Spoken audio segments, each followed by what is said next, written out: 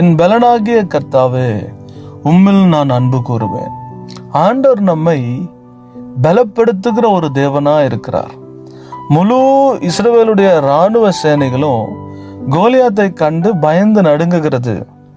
ஆனால் யுத்தத்திற்கு அனுபவமே இல்லாத தாவீதோ கோலியாத்தை கண்டு பயப்படல, கோலியாத்தை கண்டு பின்வாங்கி போல தைரியமாய் கோலியாத்தை எதிர்கொள்கிறார்.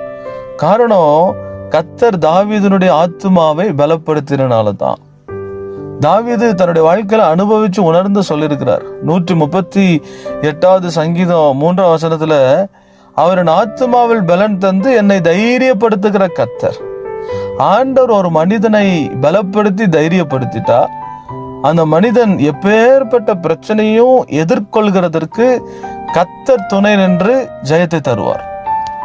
ஒருவேளை கர்த்தர் உங்களை தைரியப்படுத்தினதை நீங்க உணர்ந்தீங்கன்னா, நீங்க சென்று கொண்டிருக்கிற அந்த கடினமான பாதையில நன்கு உணர்ந்து கொள்ளுங்க. நிச்சயம் கர்த்தர் அந்த காரியங்களில் ஜெயத்தை தருவார்.